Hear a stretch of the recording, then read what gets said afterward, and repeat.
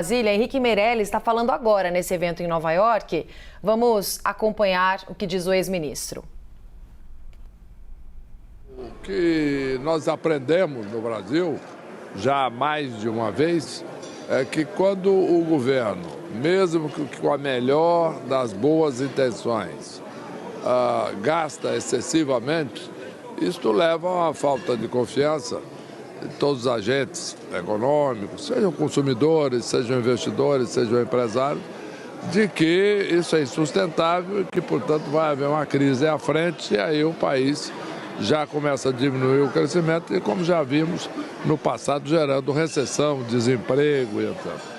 Então, manter os gastos sob controle é a melhor forma de garantir, inclusive, inclusão social. Por quê? Porque não há melhor programa social do que um emprego. Então é importante que a economia cresça e gere emprego.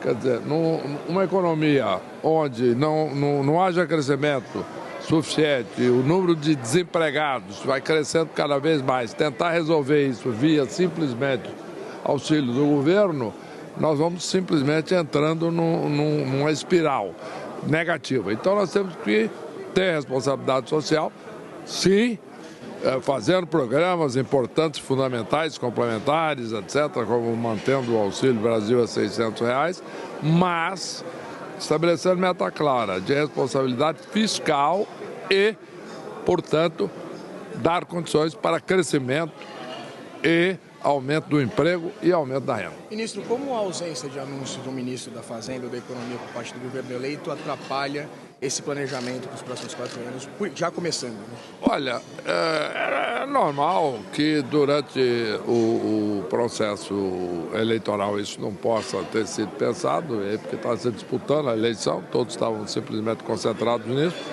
Agora nós temos aí 15 dias após a eleição.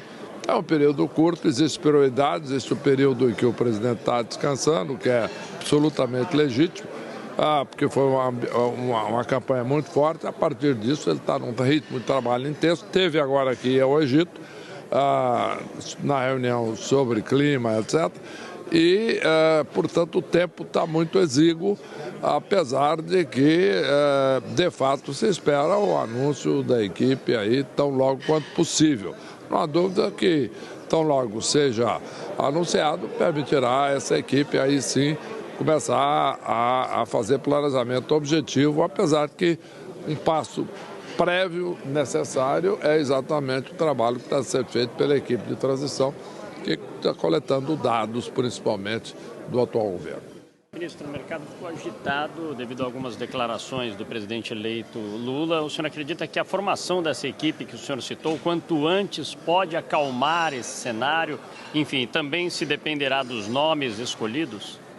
Não há dúvida que a composição da equipe, uma vez escolhida e anunciada, tende a acalmar o mercado. Mas não há dúvida de que o mercado também reagirá, normal, aos nomes, né? Exatamente, não é uma coisa assim, simplesmente todos iguais, né?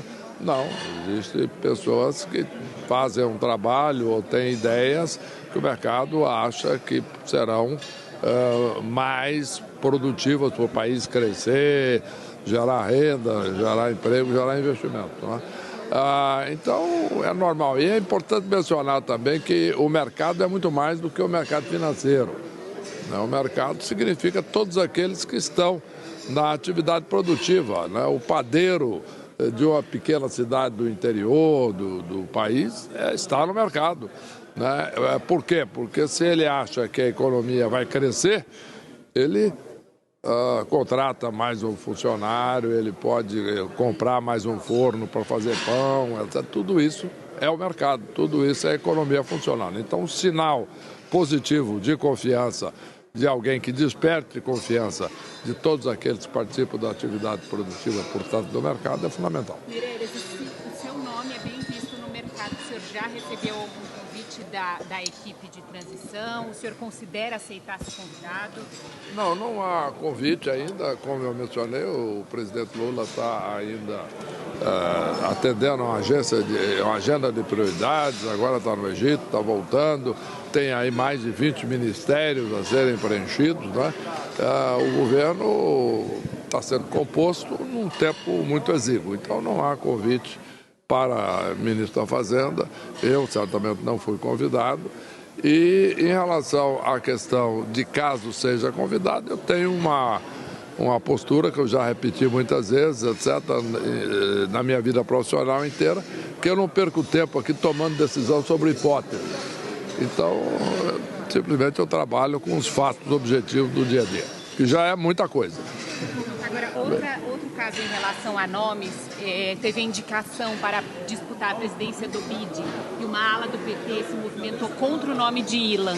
Qual a sua opinião? É um movimento errado ou não? O governo atual é que costurou errado, queimando o nome do Ilan antes da hora?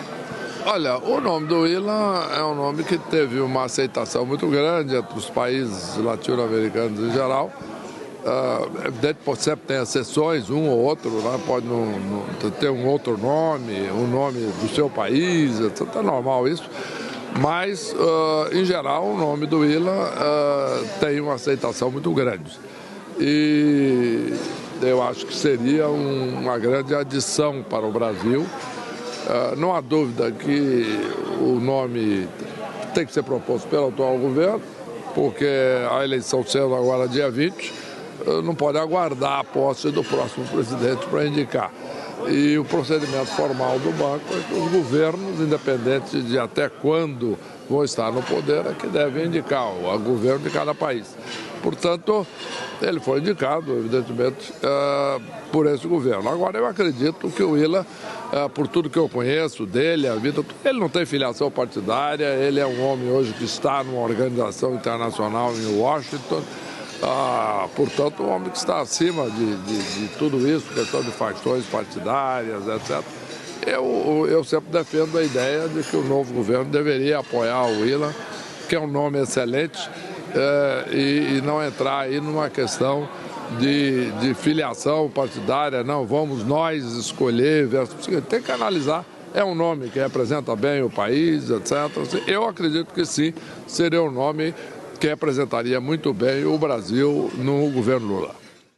Em relação ao PEC da transição, qual a sua opinião? O que o senhor acha? Olha, tem que se fazer uma transição aí, acomodando aí as despesas necessárias, etc., de Auxílio Brasil a R$600 e outras coisas. Portanto, ela é adequada. Agora, como eu disse na minha palestra, é necessário o dia seguinte, isto é, depois comece-se a discutir de onde também nós vamos cortar despesas.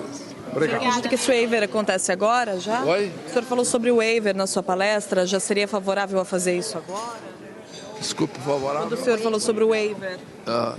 Olha, o que eu digo é o seguinte, essa PEC de transição é um waiver, tá certo? Na medida em que é uma excepcionalidade em relação ao orçamento e ao próprio teto de gastos.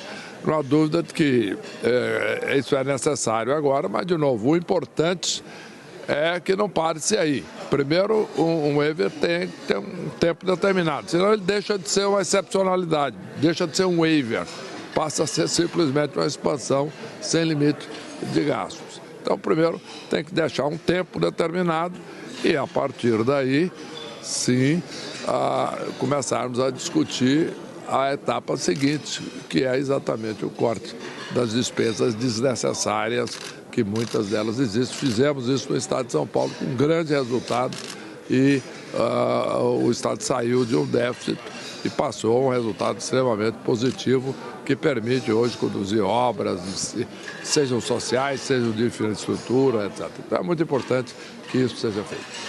Até onde o senhor tem conhecimento, quanto que é possível cortar?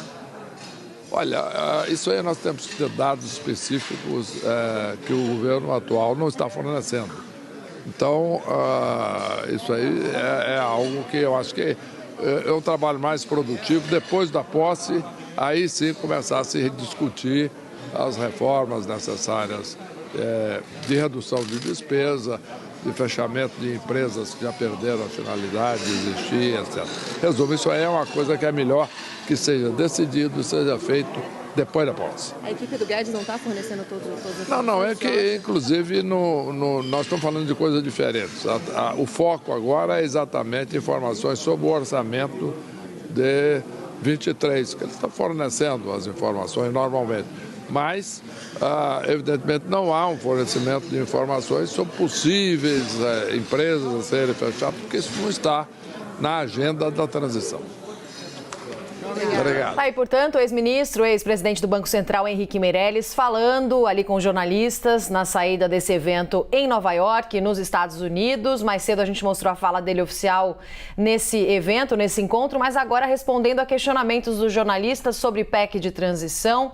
Disse que acompanha, chamou atenção para a responsabilidade social, sim, para a importância da responsabilidade social, mas sempre com responsabilidade fiscal. Falou sobre o melhor programa social, na visão dele, ser a geração de emprego. Foi questionado ali pelos jornalistas se há algum convite para ser ministro da Fazenda, por exemplo, em relação ao governo eleito de Lula. Disse que até agora não há convite e, se houver, ele vai pensar. Respondeu ali de forma bastante pragmática, não vai pensar em algo que ainda não existe na realidade. Também foi questionado sobre a indicação de Ilan Gondifai para o BID. Disse que acredita, sim, que é um bom nome, e a gente vai conversar sobre essa fala do ex-ministro, ex-presidente do Banco Central, também com a Basília Rodrigues, né, Basília? Quando foi questionada em relação ao ministério, respondeu de forma bem prática. Bom, se rolar o convite, eu vou pensar, não vou pensar enquanto não tiver convite oficial, até porque já tenho bastante coisa para fazer. Foi meio nessa linha a resposta do ex-ministro Henrique Meirelles. O Meirelles, que gosta de falar especialmente dessa área que ele domina bem, a economia, dá para se dizer que foi o aliado de Lula nessa corrida eleitoral da área econômica que mais falou deste assunto até agora, nesse período de transição. Sim. A gente vê que os integrantes da equipe, formalmente nomeados para ajudar o novo governo nessa área da economia, ainda não se dispuseram, né, a ir frente a frente com os jornalistas, falar longamente sobre nomes e ideias, porque na prática eles ainda não sabem. Muitas costuras estão sendo feitas. Houve esses dias de descanso de Lula logo após o segundo turno das eleições. Depois ele veio aqui para Brasília mais preocupado com a articulação política. Agora está no Egito, onde tem outras reuniões por lá, falando de clima, mas claro também da PEC de transição. Então há uma grande expectativa de quando o presidente eleito retornar aqui ao Brasil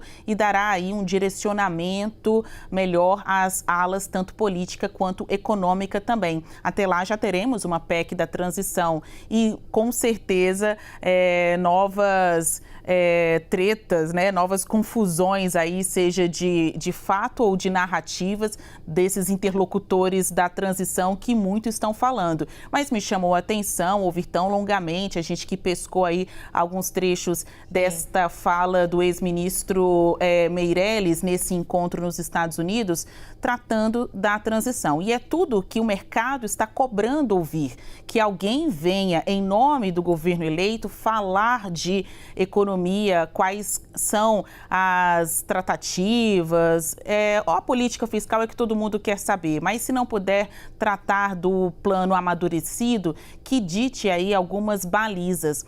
A fala de Meirelles foi muito interessante, eu resgato aqui um ponto da nossa análise anterior. Ele, como pai do teto fiscal, está dando as bênçãos para essa PEC da transição, para o furo do teto fiscal, encontrando ali nesse discurso uma justificativa para esse gasto. Claro que ele saca aí da manga a carta que o mercado compreende. Precisa ter responsabilidade fiscal para ter responsabilidade social. Ele compreende esta necessidade de se gastar mais, desde que respeitado um limite, para não virar, Roberta, uma bola de neve. Gastos, demandas, o país é o que mais tem. Só que tem dinheiro para isso? Não. E precisa seguir a lei de responsabilidade fiscal e também, de alguma forma, o teto fiscal. Me chamou a atenção também, quando perguntado sobre essa questão dos nomes e dos ânimos do mercado, ele deu a dica, né? Qualquer nome que for anunciado